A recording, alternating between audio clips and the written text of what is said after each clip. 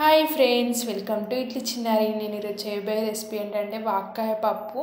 దీన్ని కలింకాయ అని కూడా అంటారు. ఫస్ట్ ఆఫ్ ఆల్ దీన్ని చిన్న చిన్నగా కట్ చేసేసుకొని గింజలు తీసేసుకోవాలి.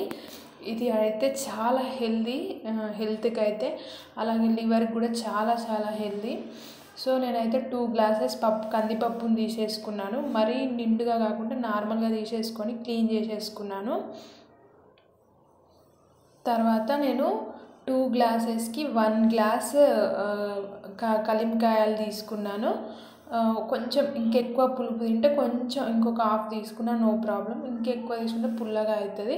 తర్వాత నేను ఒక 2 పచ్చిమిర్చి, కారం 1 స్పూన్ వేసాను. మీరు తగినంత వేసుకోండి కారాన్ని బట్టి. సాల్ట్ స్పూన్లో హాఫ్ వరకు వేసాను చూడండి. అలాగే 2 వెల్లుల్లి రెబ్బలు నేను పొట్టు తీసి కొంచెం హాఫ్ చేసేసుకొని వేసుకున్నాను. 1 స్పూన్ జీలకర్ర వేసాను చిన్న స్పూన్తో. తర్వాత మనం పప్పు 2 గ్లాసెస్ తీసుకున్నాం కాబట్టి 4 గ్లాసెస్ వాటర్ తీసుకోవాలి. ఈ వాక్కాయ అనేది చింతపండుకు బదులుగా అన్నమాట. ఇప్పుడు మామూలుగా నిమ్మకాయ, చింతపండు బదులుగా ఇది పుల్లగా ఉంటుంది, హెల్త్కు మంచిది.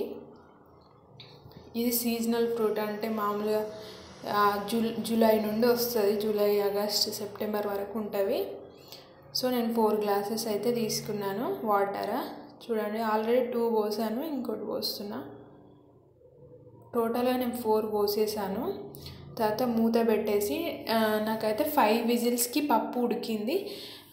కొంతమంది కుక్కర్స్ని బట్టి కూడా ఉంటుంది. ఇంకొకటి మేము కొంచెం పప్పుగానే తింటాం, సో మరీ మెత్తగా నేను ఉడకనివ్వలే. ఇంకొక విజిల్ అయితే మొత్తం పేస్ట్ లాగా అయిపోతుంది. ఇంకొన్ని వాటర్ పోసుకొని మళ్ళీ కొంచెం సేపు నార్మల్గా అంటే గ్యాస్ పైన ఉడికించాను.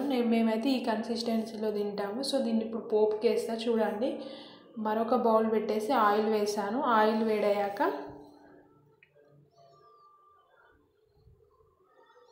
జీలకర్ర,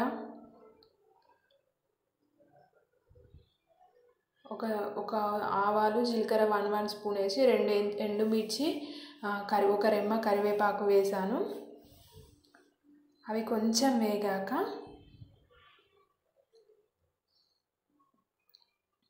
నేనైతే ఉల్లాకులు ఉంటే వేసాను. మీ దగ్గర ఉంటే వేసుకోండి, లేకుంటే లేదు, ఆప్షనల్. అలాగే కొత్తిమీర కూడా ఉంటే వేసుకోండి, లేకపోతే లేదు.